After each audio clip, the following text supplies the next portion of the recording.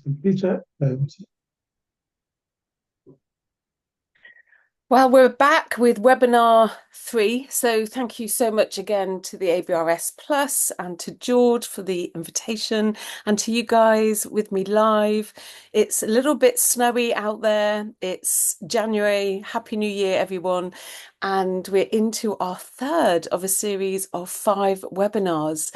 And this webinar, certainly we've pinged you the slides so that you can actually take a bit more time probably after this 1 hour.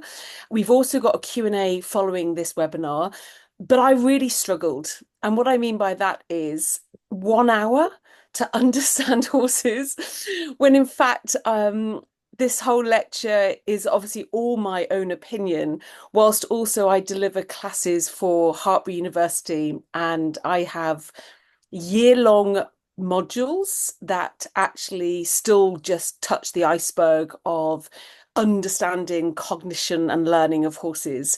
So, as you can imagine, when I created this webinar, I knew that I needed to come at this slightly differently because of the limitation of time. So you can see that I've added on understanding horses, but because or through the lens of objectivity and curiosity. So that really is my lean into for this webinar.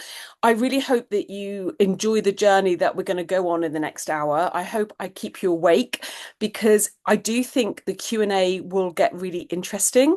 And that's where we don't record, and that's so we can actually enjoy really important conversations about making sure we can sustain the future of both performance and participation or grassroots infrastructures and systems. So yeah, really, it was a challenge for me, this webinar to put together. It is the third in a series. I will recap webinar 2 because it does actually I was follow very up interested in the webinar. on webinar 2. Understanding horses, defining and observing behaviour with objectivity and curiosity. Thank, thanks, Sarah.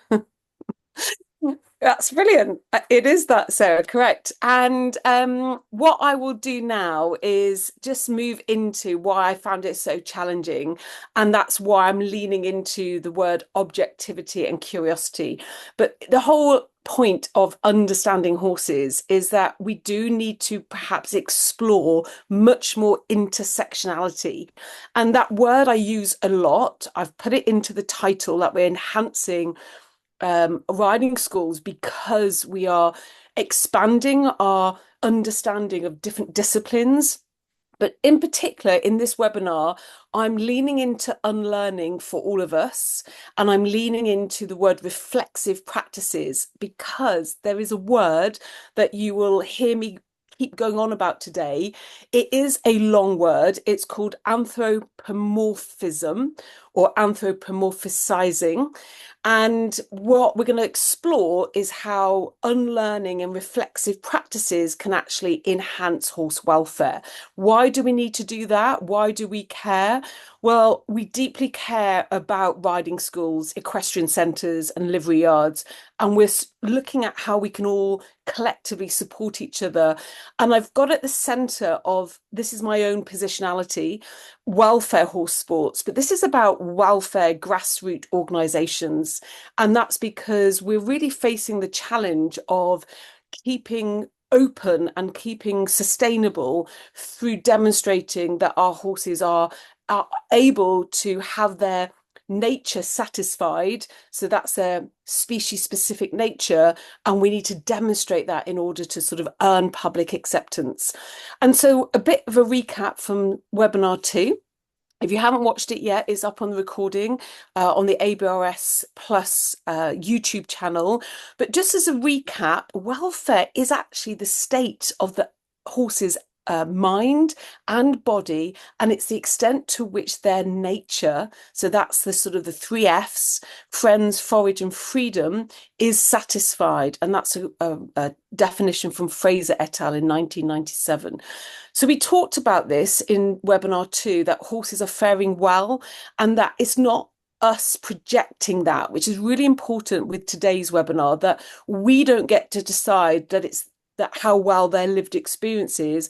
But what we do, and please refer back to webinar 2, is we do robust inferences.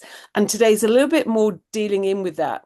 What I really left us with at the end of webinar 2 is the ability to actually find out before we have a conversation about welfare what we actually mean, because care is not welfare. And so that's this really important understanding that we've moved into the mental state, or how the other 4 domains. So we've got the nutrition, we've got the physical environment, we've got the health and the behavioral interactions. That's the update in the 5 domains 2020 model, is behavioral interactions, with the, in particular, horse-human interaction, feed into the 5th domain, which is their mental state. But care is not welfare. Okay, let me move now into today's webinar. We've just had Christmas, and a friend of mine got one of these games. Now, Christmas is all about playing games, and this particular game is called What Do You Meme? Now, my students will know that I love a meme, but I thought actually when I came across this a few days ago, this would actually really set up today's webinar for some discourse. And so, as a So meme, you know you're not showing any slides. no, I didn't. That's interesting. Thank you. So, did you see any of my slides? I Okay. did. Can anybody see this slide? Hang on a second. Can any of you see this or not? Yes. Oh, Okay, don't worry about it. Obviously, I can't, but crack on oh, then. George, I'm sorry you can't see my Ah, screen. hang on. Well, It's no, still maybe on it's half the the recording. screen. Oh, it's on half. It could Hang be. on. It could be that it's a problem for this recording. Can everyone see the whole screen? At the moment, let me just put a bit more on there. Can you see a bit more now? Yes. Yes, what we're seeing is overview. We're seeing your. Okay, that's fine. You've got it. You've got it. This is a me. So I did have a little bit of an image. I'm not going to go back because time is always finite with these webinars. But basically, this is a meme that I've picked up on. I'm doing a little bit of discourse with this particular one.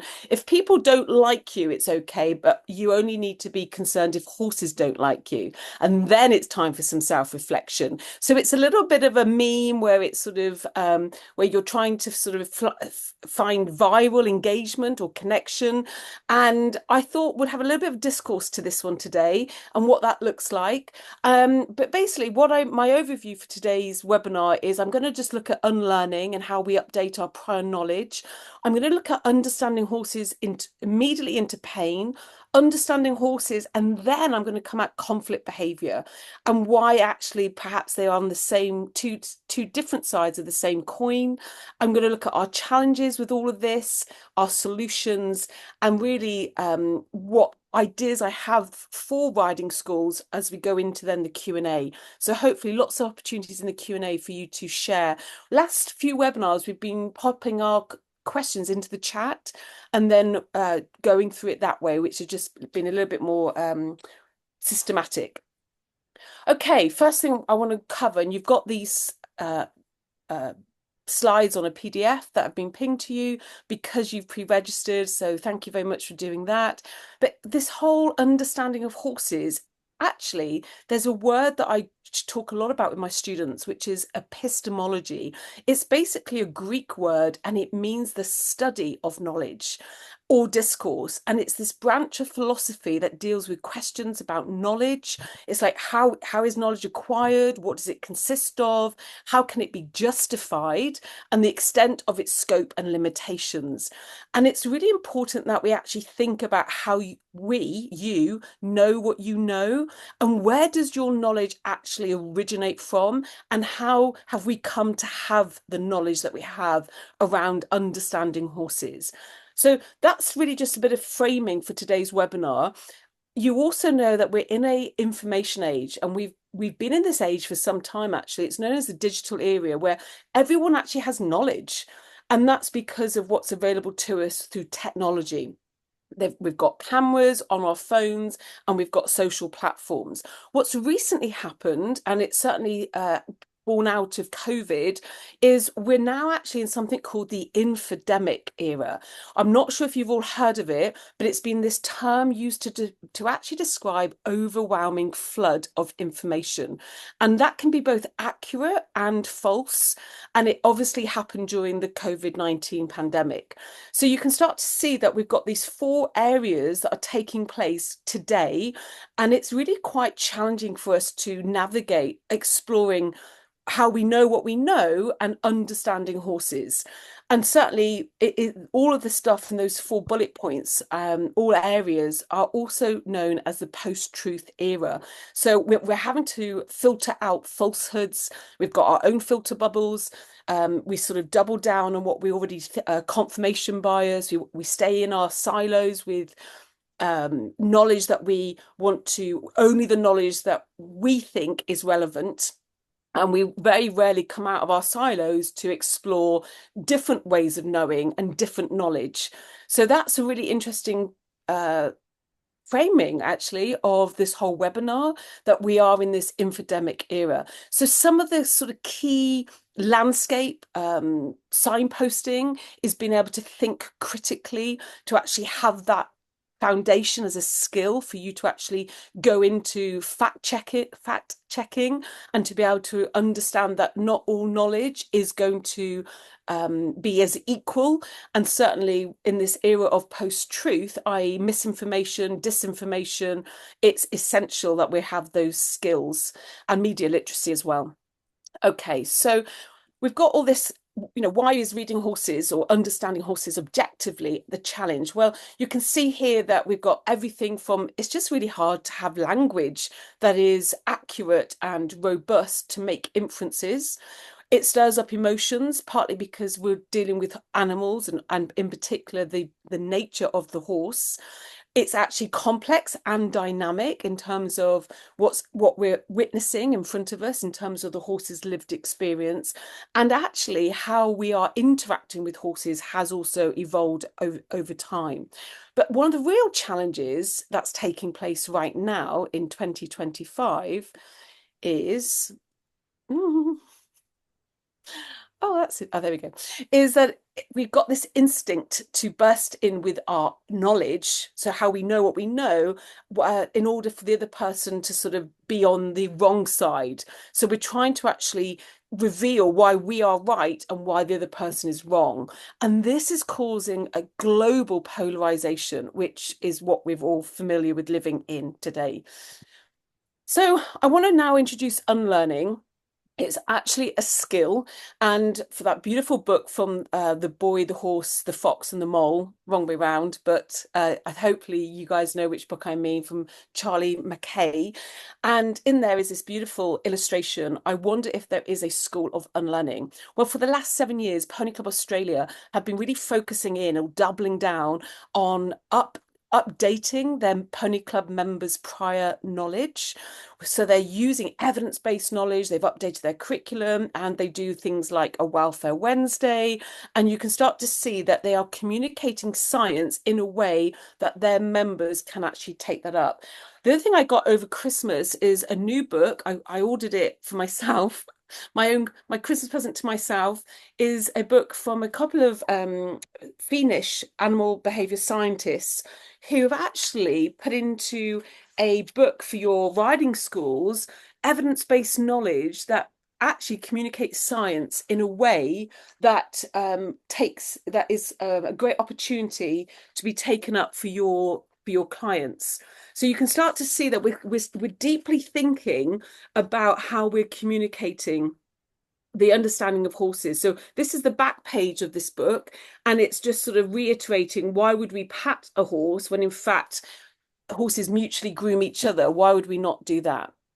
So moving on to our understanding, you've seen this before from previous webinars, and I just wanted to bring in quite a lot of research that's been taking place. Now, what we mean by research is peer-reviewed papers. So they've been looked at and reviewed, so critically analysed, and then published in all of these areas. And in particular, what we're going to focus on in the next few slides, or the next 20 minutes, is our understanding of equitation science. Well, I'm really delighted that we're only a couple of months since the publication of a massively important piece of research.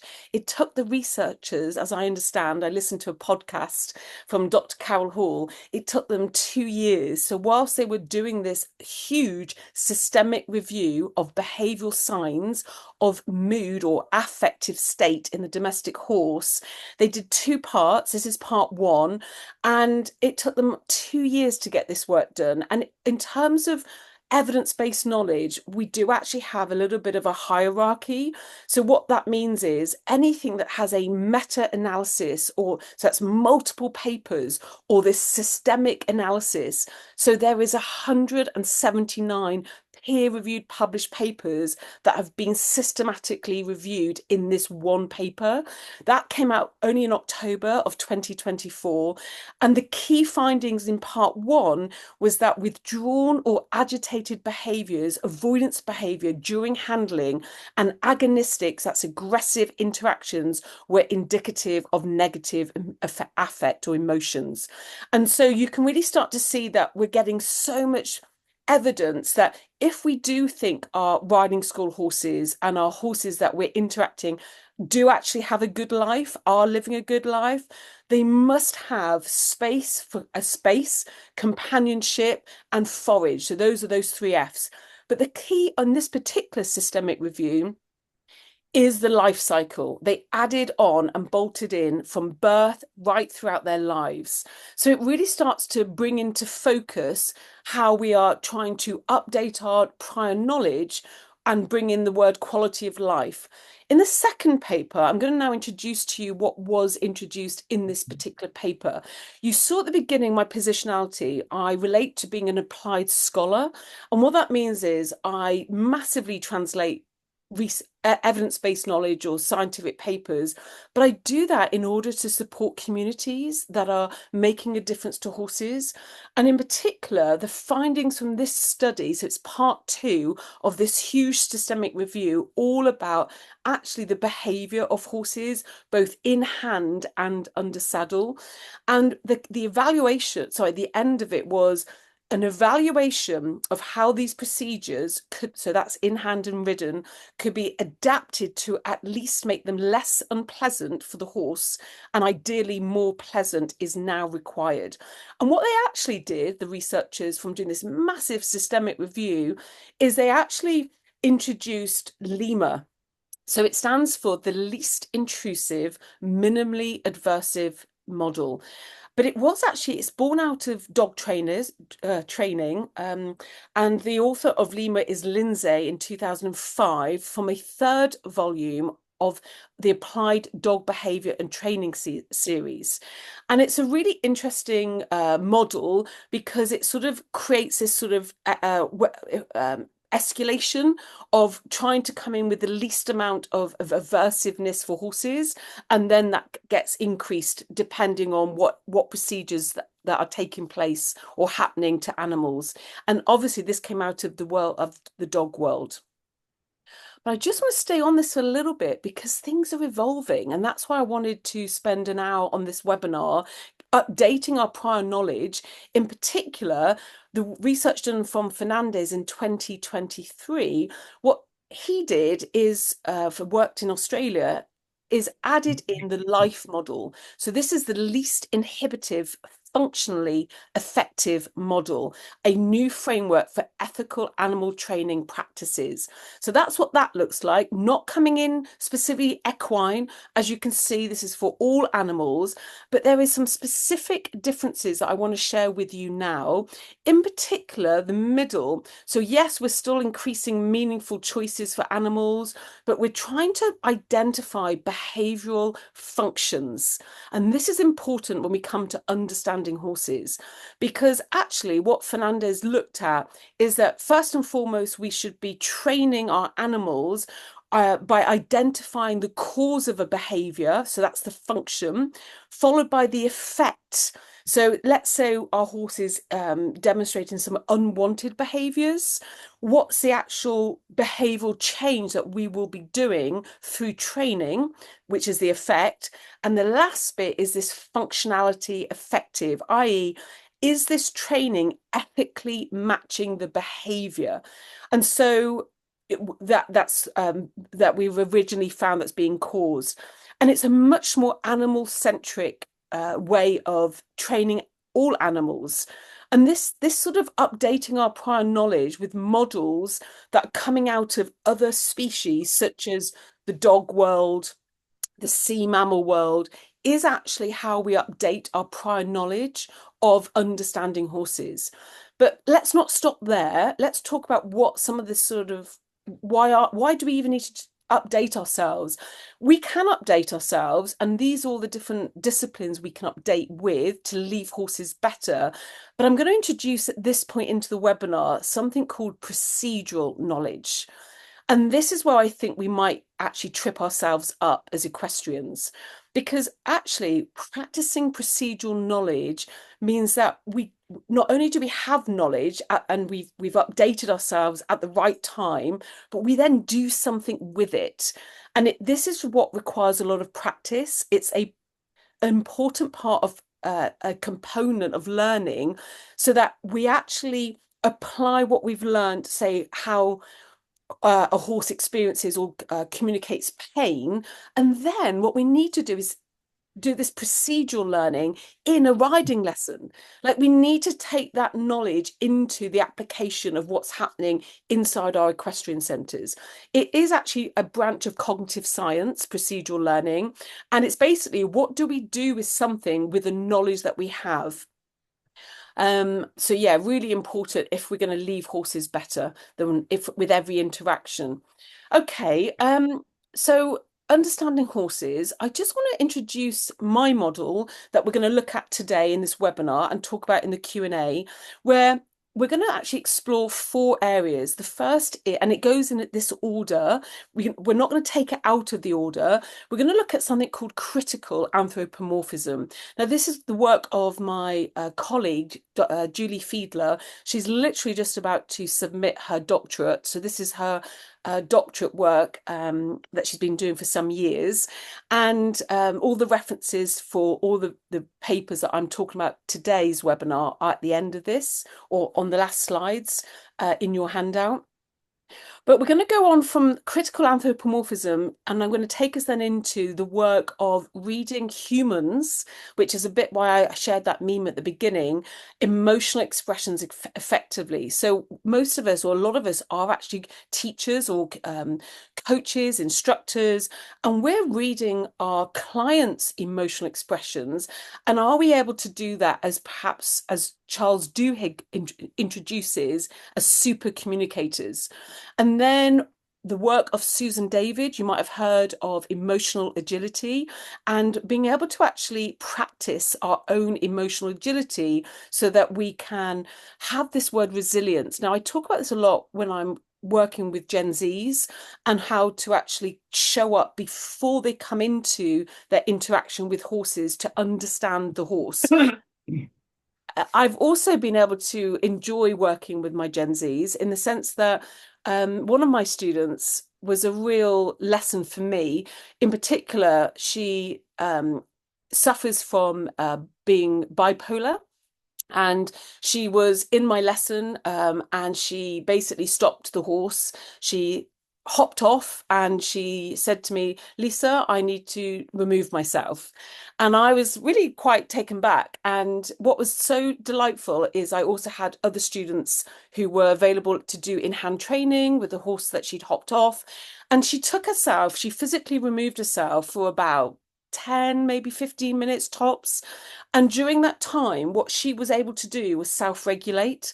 And she knew exactly what she needed. And she knew that if she continued with that horse, she would be providing some negative effect on that individual horse. And I mean, perhaps the horse's emotional state. So to be around young people and Gen Zs who are able to actually self-regulate, for me, was a real lesson and a real opportunity for me to explore what we can do in order that we get to the 4th part, which is read our horse's behaviour objectively and certainly with more curiosity. Now, there's been quite a bit of research done on this, and I'm going to introduce the word ethogram. later on in the webinar.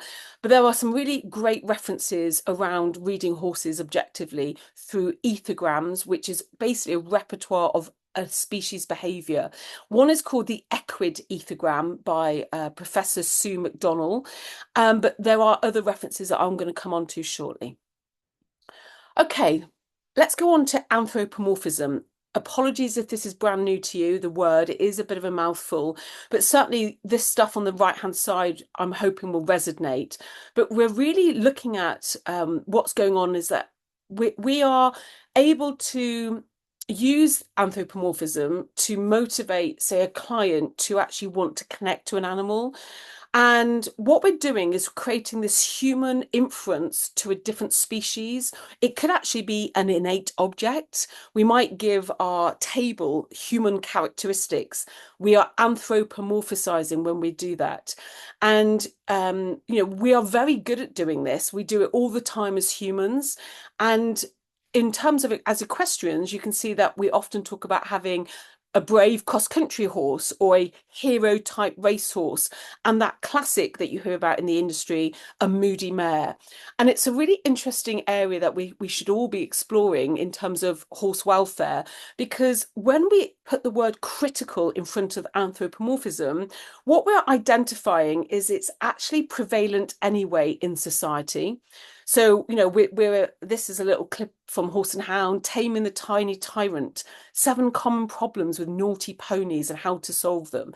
That is an example of anthropomorphizing, and we are doing it anyway. So why would we not then bring in this word critical to actually show up with more compassion and understanding that they are not humans, horses, they've got their own species specific behaviors, but we can actually start to explore what we are doing with our own projection into that individual's lived experience. Anthropocentrism is a view or belief that humans are central to the experience, to an animal's existence. So if we're viewing horses as, say, as a sporting tool or as a trade of war, actually what we're coming at is anthropocentrism and this human-centric management or training methods that ignore welfare. That is what that looks like. It is placing us as the center of the existence of the horse-human dyad. And so we're sort of really wanting to look at this. I know it's a big word. I often just shorten it to anthro. So in our conversations later in our Q&A, we can talk about it as anthro rather than constantly having to repeat it back as anthropomorphism. So what does it actually mean, critical anthropomorphism? Well, it's about reflexive. So that's using the word X instead of a C. It's reflexive practices inside communities of practice. And you can see here that actually there's been quite a bit of work done in conservation science, and this is Julie Fiedler's sort of research into this. There's a paper on the application of reflexivity for conservation science, and just really being able to do 4 things. Can we, when we critically anthropomorphize, can we look inwards, so that's into ourselves, to our own values, purposes, and influences? Are we looking outwards to our relationships and understanding with others? So this is particularly around our horse-human interactions. Can we look backwards to the lessons from our past? And can we look forwards to future impacts? That's all you need to do in remembering critical anthropomorphism. So look inwards, look outwards, look back, look forwards. And it really sort of brings in this sort of value of positionality. Where are our clients' positionality? Why are they coming to you, to your business, to interact with horses? Is it for them like going to the gym? Is it for them about status, social status? Where is their social identity mapping of interacting with a horse? And we can start to then embrace the word critical anthropomorphism. The next part is, can we, as owners of riding schools, can we actually read others' emotional expressions well enough that do our clients show up in order to have their agendas met? So I'm thinking about the client that is there to jump a certain height, or to this week they're going to go in, they're there to canter. And what's absent is us reading that they might have already disengaged with how the horse feels. Because when we are showing up as an equestrian coach, it is our safeguarding of the lived experience of the horse and that relationship of the role of the horse in teaching horse riding that perhaps isn't always front and center and leaves us with huge welfare gaps that perhaps we could start to already make smaller. So there's some research done. We mentioned it in webinar 2 in the Q&A. One of my colleagues in Sweden, Mary Zekavris, looked in for her doctorate at the role of the coach and for coaches grasping that it's their horse's lived experience in that 1 hour lesson or 45 minutes. So can we actually, a bit like teachers, if we were training to be a teacher, we would be assessed as teachers on our ability to self-regulate our own emotions. Are we able to do that as coaches with our clients? And they might be young people or adults, especially because perhaps we are now doing a lesson around the lived experience of the horse. So as we show up and help our clients change the emotional state of the horse, maybe it's a tiny thing like offering scratches at the base of the wither to actually increase eye blink rate, which we know is a evidence that you are accessing physiologically relaxation for that individual horse. What you're doing by scratching the horse at the base of the wither is you're lowering their heart rate, and it can be up to like 10 beats a minute. Now, why would we as clients, why would we not want to know, one, how to do that, and two, how autonomous that would help me feel that I am improving the lived experience or leaving horses better in my riding lesson because I am accessing for that individual horse relaxation. And you can start to see symptoms of it: increased eye blink rate, head lowering. Once the head gets to the same height as the heart inside the chest cavity, that's when we also get even more lowering of the heart rate, and it's to do with blood pressure actually. And you guys probably know that as blood pressure lowers, so too does heart rate. So these are really exciting opportunities for us to look at in terms of solving our horse welfare gaps and sort of understanding horses. Now I go back now into our own emotional agility and being able to take up reflexive practices. But here again, I'm looking at us as coaches being able to self-regulate our own emotional state and being able to recognize that, do you know what, that we will have negative emotions throughout a day, fluctuations of coaching, and how we actually manage that throughout the day, because that then means that we can feed into the fourth part, which is being able to read horse behavior objectively. And in particular, I want to start with pain. Okay, let's move into pain. What I want to do here is look at the work of Karen Glierup. So this is where horses in her research from Denmark were actually put into pain. It was through Casperkin spray, pepper spray on their forearms. And then she started collecting the data of what the pain face looks like. So in my slide, you'll see the pain face as represented by Horses and People magazine. My good friend and colleague, Christina Wilkins, who runs Horses and People. The first one, number one, we can really see this when we are really present or showing up for horses. It's the distance between the ears that increase at the base, and it's having these lowered ears that will start to indicate for you that your horse doesn't feel great physically, and that word pain. We've got number two is a contraction of the muscle above the eye. It becomes actually quite triangulated when a horse is in pain. You can see that in the illustration. And point number two. Number three is a change from normal with the elongated shape. So you're looking here at the nostril, when it's more elongated. It goes from elongated shape that should be, which is normal, to then a more square shape, which then is an indicator of pain. Oh, excuse me. We've got jaw muscles on the side of the face. They become more marked, which you can see there in number 4. And then the fifth one is this increased tonus on the lips and tension of the chin. Now, I'm pretty confident you guys knew all this. and it's a 1 hour webinar. So I'm not here to sort of upskill your priors with more specifics. There is a lot of research and evidence on horses in pain. But the bit we don't often talk about, which I love to do more of in our discussion time, is actually horses are very good, and Karen Gleerup found this out in her studies, that when something, particularly the person that is familiar to them, walks past either a stable or field and they are in pain, they actually present out of pain. They come out of pain phase because of the interaction of, say, yourself, you're the owner, because perhaps you're about to deliver Friends, Forage or Freedom. And so please don't don't misrepresent the horse, understanding your horse, because every time you show up on the yard, your horse is not in a pain face. What we know is horses do snap out and into the pain face, and that makes sense. Like, certainly you are you're the first in a chain of series of being able to get access to Friends, Forage and Freedom. So why would they not then snap out of that? But that finding was really quite significant back in 2015, that we might think our horses are not in pain because every time we're on the yard or walking past, that they show no pain face. So it's a really interesting challenge for all of us. What I want to do now is move objectively into reading other behaviors.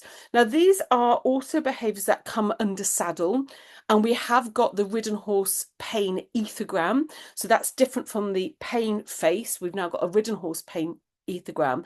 But the reason why I want to bring this up is we've now got challenges to objectively and accurately understand the horse in front of us. There's a classic meme, once again, I'm sharing you my memes, that, we know that this has two sides.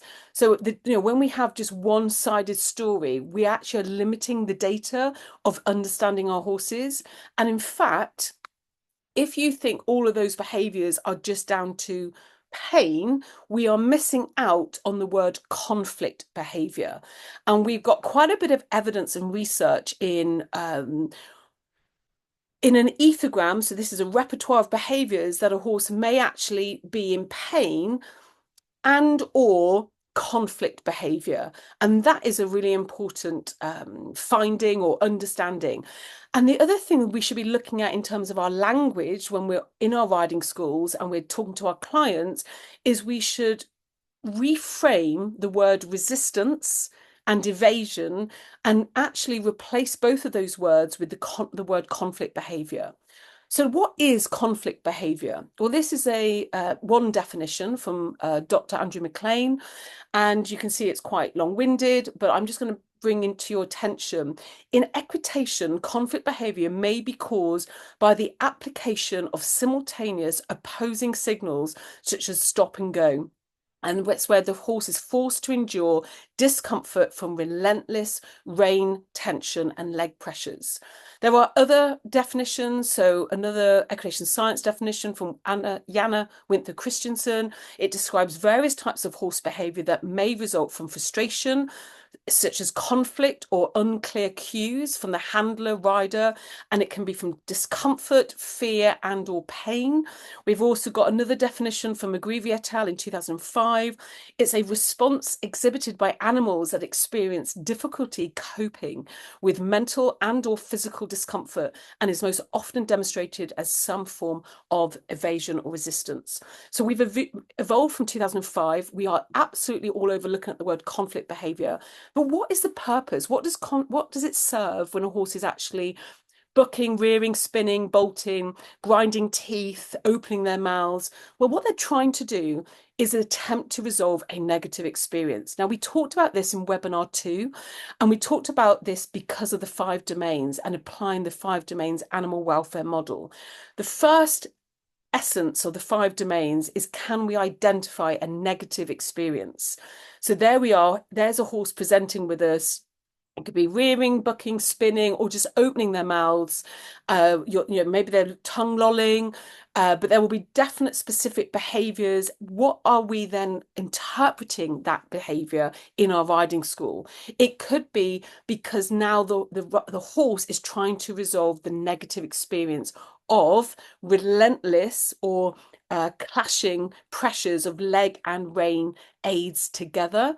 So we're really exploring the fact that it's what we're doing to the horse that is causing this stress response, and it is adaptive.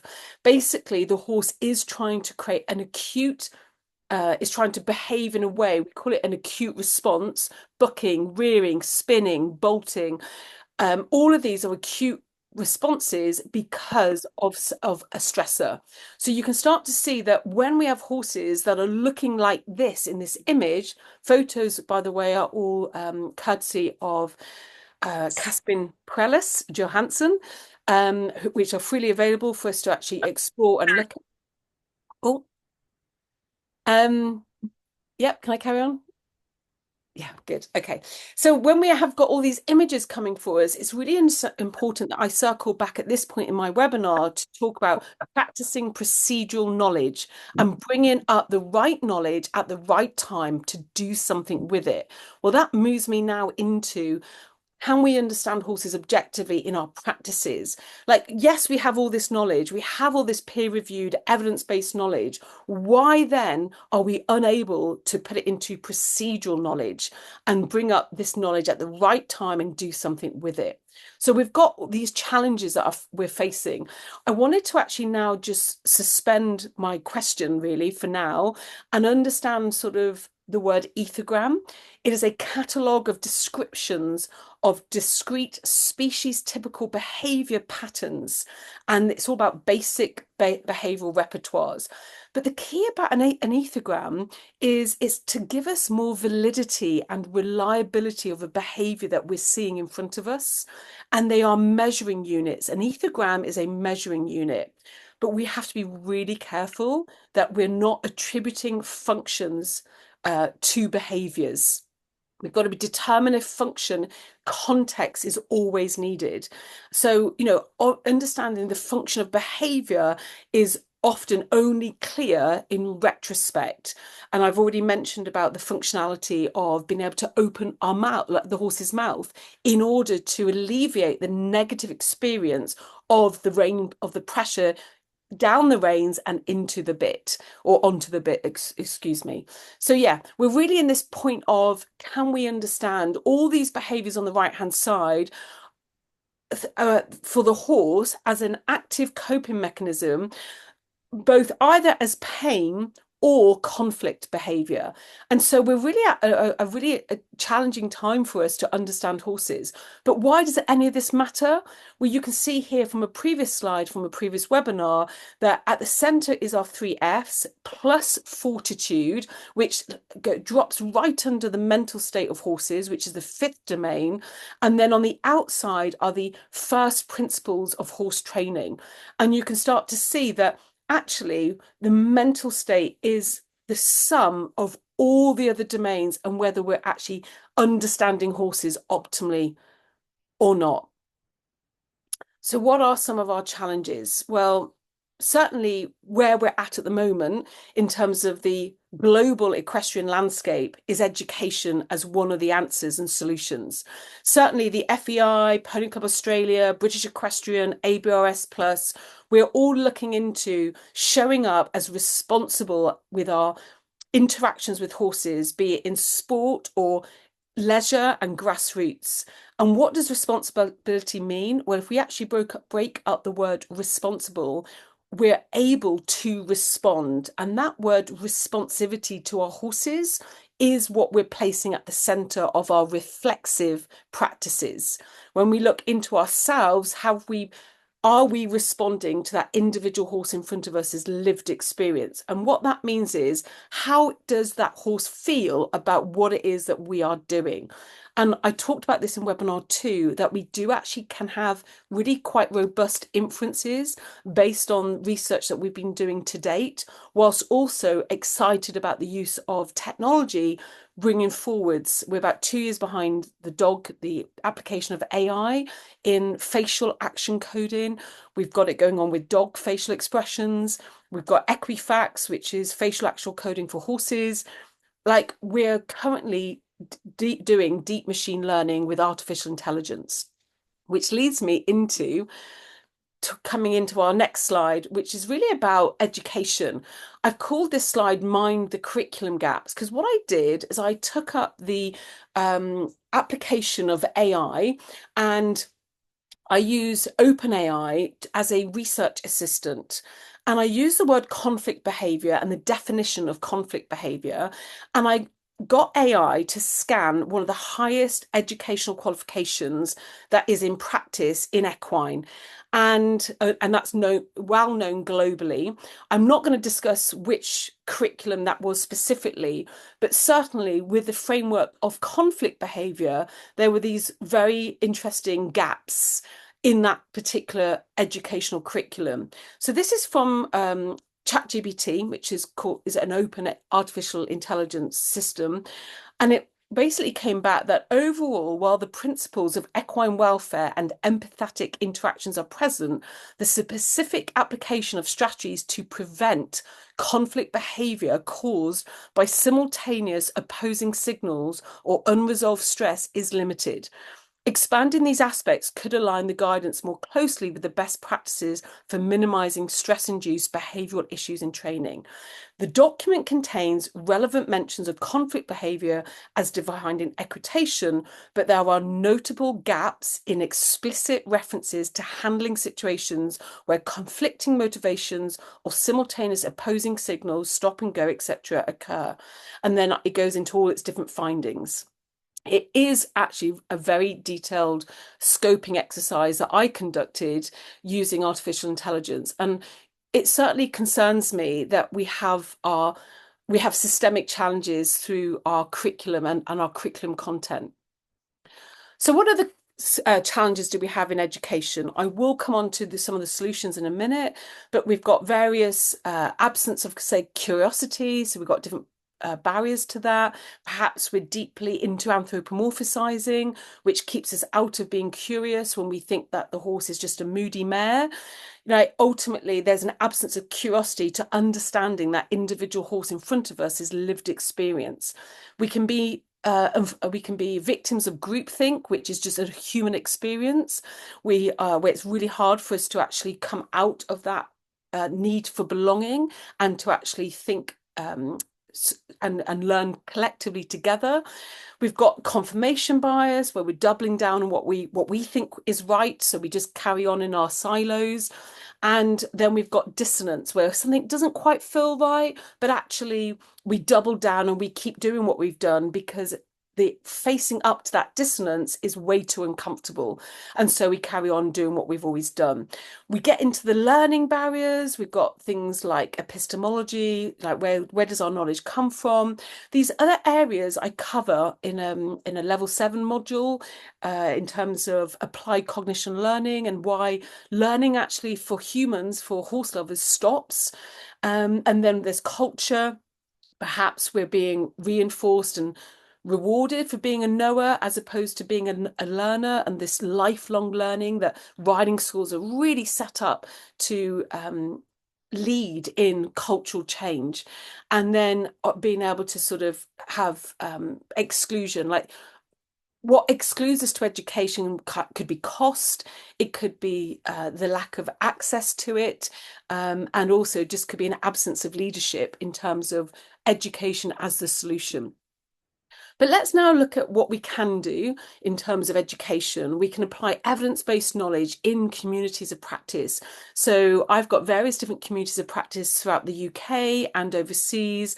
These are communities that I bring together with different levels of mentors and mentorship happening, different resources taking place inside the communities. But what we're there for, even though we're all on different points of our equestrian journey inside our community of practice, we're actually there to collectively understand our horses. That engine for curiosity then sparks up and takes up unlearning, which is a skill in itself to actually unlearn what we've previously learned. And that requires us to support each other during that discomfort of unlearning, which is normal. And it's how we actually sort of get to the other side of understanding what is actually taking place for our horses. Couple of other areas that have impact or give us impact on improving the lived experience of horses is the science of how minds change. So there's something called deep canvassing, street epistemology. These are various specific fields that help us change minds, and we've got proven evidence that they work. So I'm talking outside of equestrianism, but we've been able to legalize gay marriage in the shortest time ever imagined because of the work of deep canvassing and street epistemology. And I bring up the word again, super communication. You might see a book behind me. It's the book I've referenced already. So why do we want to do all this? Well, we do want to be demonstrating that we are using ethical, evidence-based training of horses and interactions in our riding schools. What does ethical mean? It's responsive to the horse in front of you, and by being reflexive in terms of those 4 areas of critical anthropomorphism, you are able to have the evidence that the horse is at the center of your practices. So there's a little bit of a visual illustration of a solution, or one solution for us to really discuss in our Q&A about how we can take ourselves from embracing critical anthropomorphism, training ourselves in the skill of reading others, as opposed to perhaps thinking we don't do people. And that's why we work with animals, because we prefer to just be with horses than people. But we actually become really good at reading human emotional expressions through the work of the Charles Duhigg super communicators. And the work of having our own emotional regulation and being able to regulate ourselves is the work of Susan David and emotional agility, in order for us to arrive at reading horse behavior with objectivity. So this community of practice is certainly something that ABRS Plus is really exploring, and we are in lots of discussions about how best to serve all of members, ABRS Plus members, in a community of practice to leave horses better. Which leads me on to our next webinar. Our next webinar, I will also be bringing into focus all about first principles of training. There are 10 principles. Nobody owns these. They don't belong to anybody but the horse.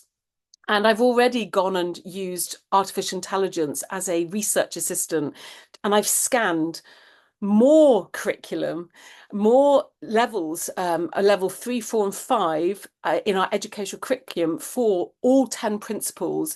And principles 2 to 9 show consistent absent across all levels.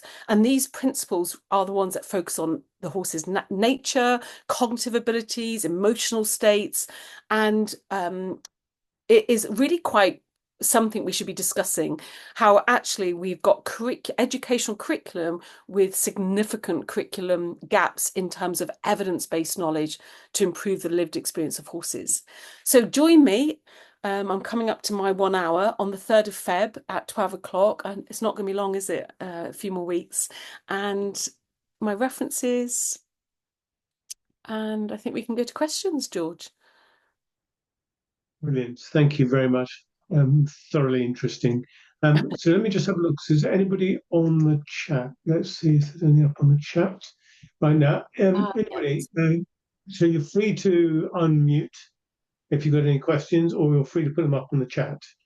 The first one, I guess I start with. I'm. Oh, do you want to stop the recording? Did you want to stop the recording? No, we'll crack on, and because last time it didn't work as well. Of course, I've produced a few curricula for training, doing our basic training of, well, it's not basic training, it's our 1 to 10 syllabus and our younger kids syllabuses. I'm interested in I don't think they adequately reflect horse welfare, and I'm interested in how you use AI to scan those, because I absolutely need to. That's the next stage. We've just updated them, but I know they're inadequate as they currently stand. I've got a prompt sheet actually of so what that means is the types of prompts I used in order to recruit artificial intelligence to scan for, and I you can tweak it a bit as well. So I've kept a like a crib sheet of all my prompts. I'm happy to share that with you, George, and anyone else that is writing curriculum. But I think what the key for me is once that we've identified where there are gaps, which is what I did as the exercise doesn't take long at all. Where you go then, that word epistemology, where do you go to then fill those knowledge gaps? And that is what is interesting me because we've got loads of peer-reviewed evidence-based knowledge that is staying in sort of these scientific silos, as opposed to perhaps this procedural learning where we're on the yards, we're in our lessons, we're coaching, and that knowledge hasn't yet translated or applied into practice for those individual horses in that lesson. But yeah, I can share. They're called prompts basically, George, and you just And interesting. yeah. Yeah, and the other bit, of course, that goes along with that, and then there is a question there. There is another gap portion goes with that because a curriculum is only a framework. It's a framework for structurally passing on knowledge, and there's two sides to that. One is do the trainers understand it well enough to be able to use that framework, and secondly, um, at what level, of what it's a structural framework that goes from people who are very new to riding to quite sophisticated. So the amount you can create understanding is also aggregated over time. And I'm not sure how you tackle the trainer side of this and how you make sure that what you're passing on is appropriate to the level of knowledge the individual has at the point of the curriculum they're sitting in.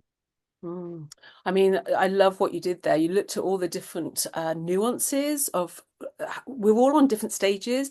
I think being able to have more curiosity as a trainer to be able to actually step out of what I think. See, the problem we've got, George, is that we're being paid as trainers and coaches and instructors for our knowledge. So when we're showing up in our spaces, we know that we need to be the knower because that's what we're being paid for. But in reality, those horses are a totally different species.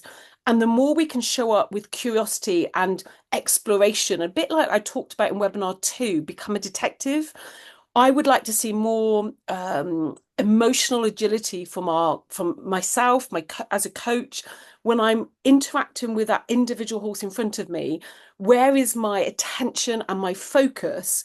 And am I able to equally spend it on giving so one of the things I did with Riders Farm, I don't know if Louise is in here actually, is we talked about the challenge for coaches when clients arrive and they're here to get their sort of workout. And that it's really very absent of that horse's lived experience for the lesson, or they're here because this week the parents are insisting that their child canters.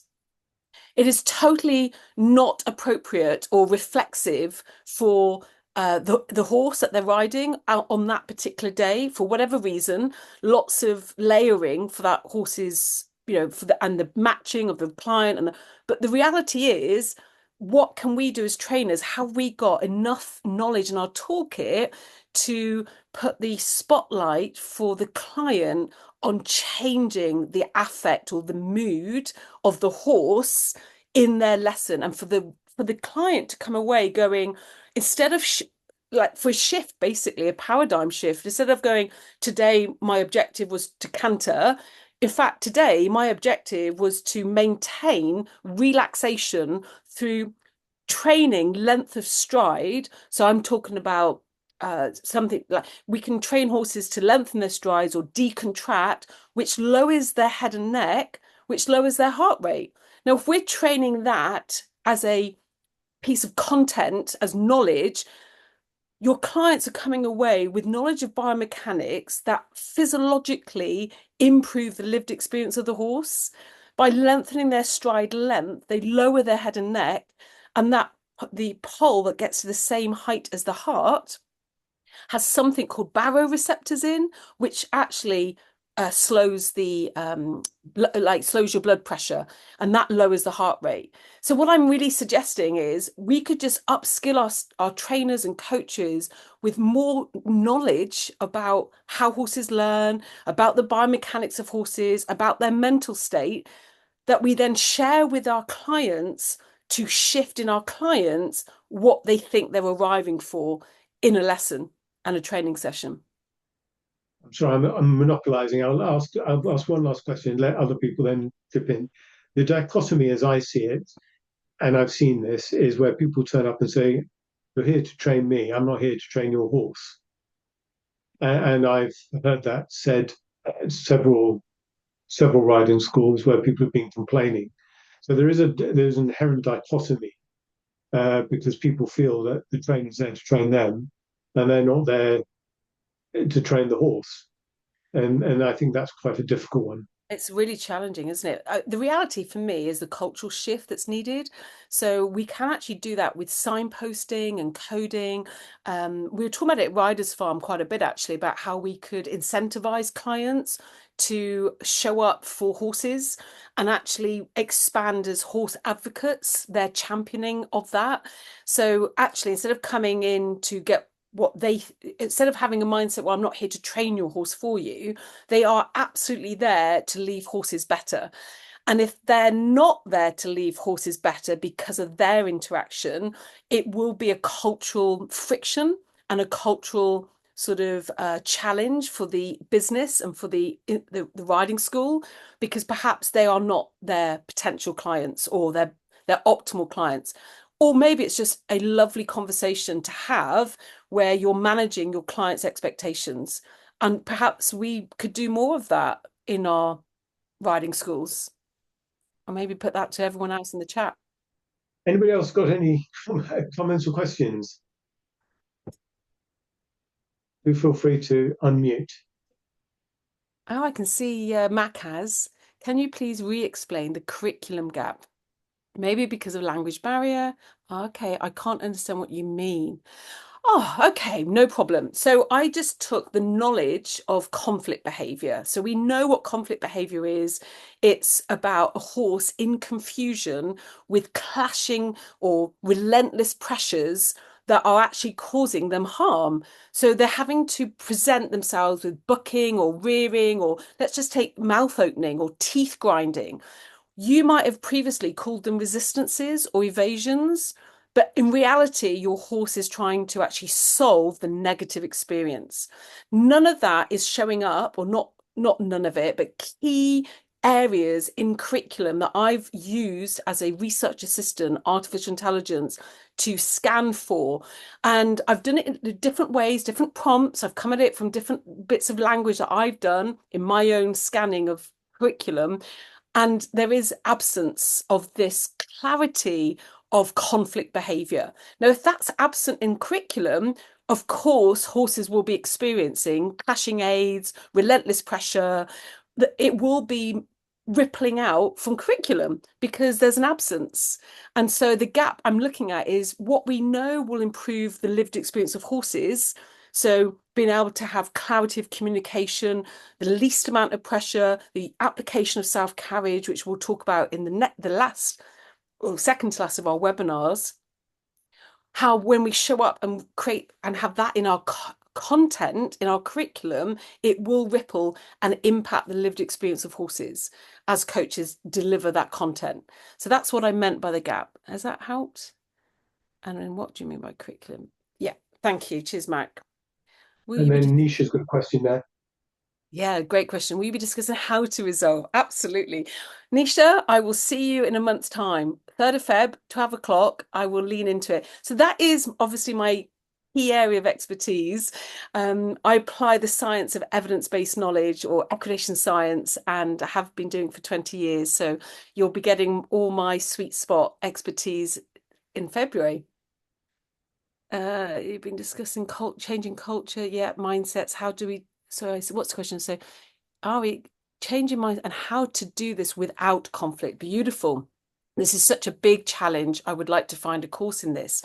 So I do recognize that we're all going to hold on to, if we look at the cause of why we all get defensive, or why there might be conflict, often there will be fear of loss of something, and it might be status or financial, and so we do sort of show up in our fearful state, and it does then rip out as verbal conflict. And I do think practicing conversations where we are able to be more curious with active listening.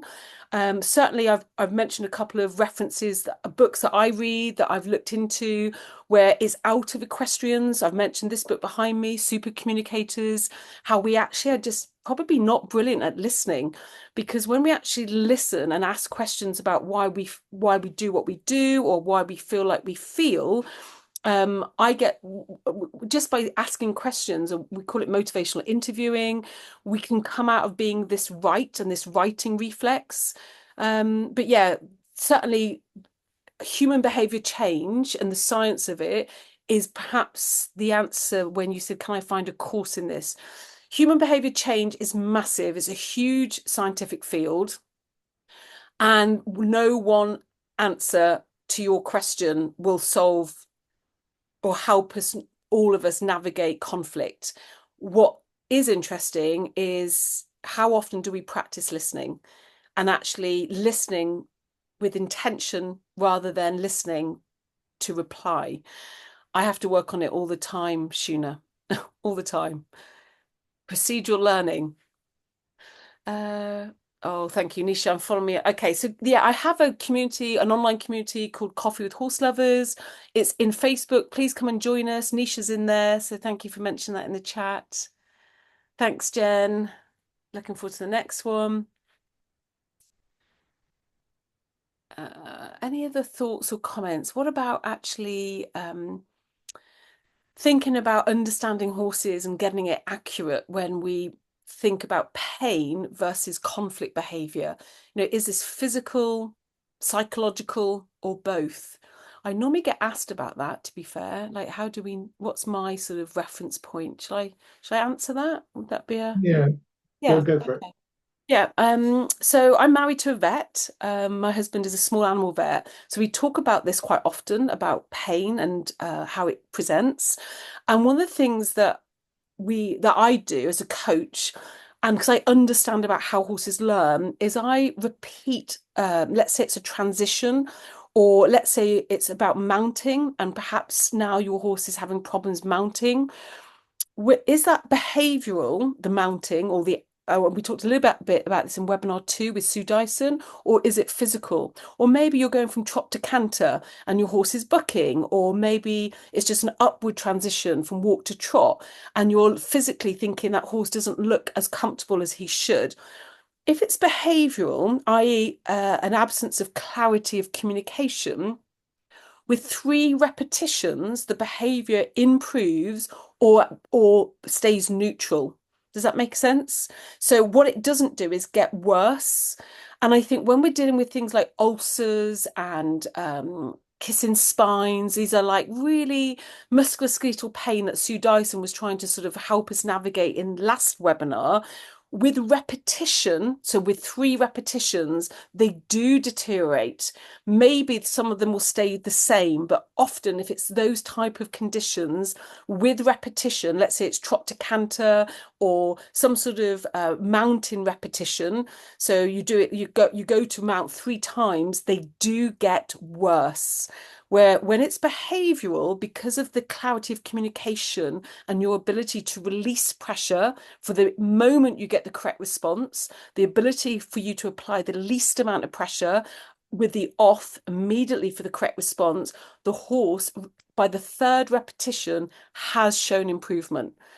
So yeah, that's what I do as a coach. You know, you're in a lesson, you're training, I will use 3 repetitions.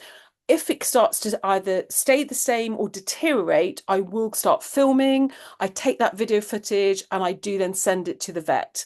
So you can see how my intersectionality is very much about keeping in my own skill set, my own knowledge base of how horses learn, and then sharing immediately to the field of veterinary science out of my skill set. And I think that is really important. Where I get really worried, George, and everyone else listening, is when we think as coaches and instructors that we have knowledge, epistemology that actually is that the horse is okay, or this is the one that I hear a lot in a riding school is, well, this is normal for that horse. And what I think we should be doing is creating these video libraries of that what is normal, and we can then start to analyze off video how they have either stayed the same or deteriorated, and we could be thinking objectively about how we take that footage.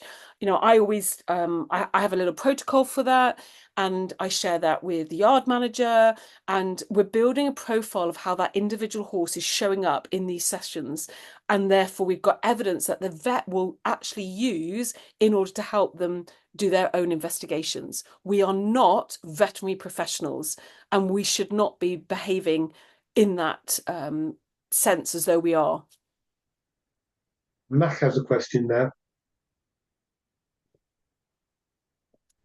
Where, sorry, Matt? Oh, here we go. Any tips for helping people used to see discomfort, pain as normal? Yeah, that's brilliant. I often find myself in a situation where unconscious incompetence is a barrier to open the eye on finding solutions. Perhaps we could just explore the context when that's happening, Mac.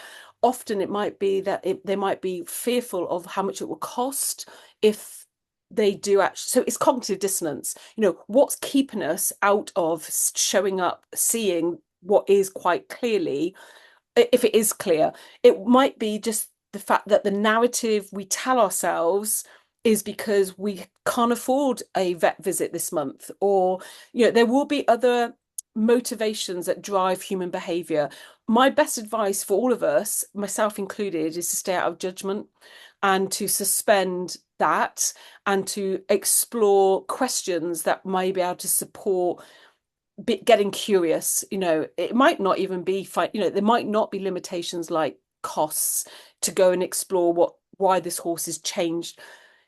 I use video quite a bit, Mac. Some people will use mirrors if it's, and if you've got the access to mirrors in your arena. But I definitely prefer visual feedback for my clients than words. I keep out of words, and I will film, and then I sometimes use something called coach's eye, and I slow it down and I show back via video, and that may or may not help move perspective. It doesn't always, by the way. Thanks, Lisa. Appreciate all this. I'm sit on a newly formed Scottish technical expert group, starting to rewrite the apprenticeship. This type of content would be ideal. Yeah, absolutely. Okay, so reach out. Yeah, I mean, you're reaching out here. If you can be a bit more specific, I can share absolutely to improve the apprenticeship curriculum. I would very much like to support you as the BHS Scottish technical expert. So well done for putting yourself out. I mean, it always takes up time and effort, and they're all voluntary positions. I know this. So thank you so much for doing what you're doing on behalf of horses. And I know that young people, so those in apprenticeships, are deeply innately motivated to make a difference. I've really noticed that in the last 4 years that I've been contributing in educational spaces with Gen Zs. So yeah, really great what you're doing there, Gillian. Thank you, Mac. Well, ABRS, let's thank ABRS. They've obviously had the vision to put these webinars together and made them happen, actually. So thank you, George, and ABRS. No, I think that probably looks about where we are. So I'm absolutely looking forward to the February, and I hope everybody else will join us. And I'll put the video up online. It'll be on the ABRS site. So looking forward to seeing you then, and everybody else. Me too. Take care, everyone. See you next month. Cheers. Bye. Bye.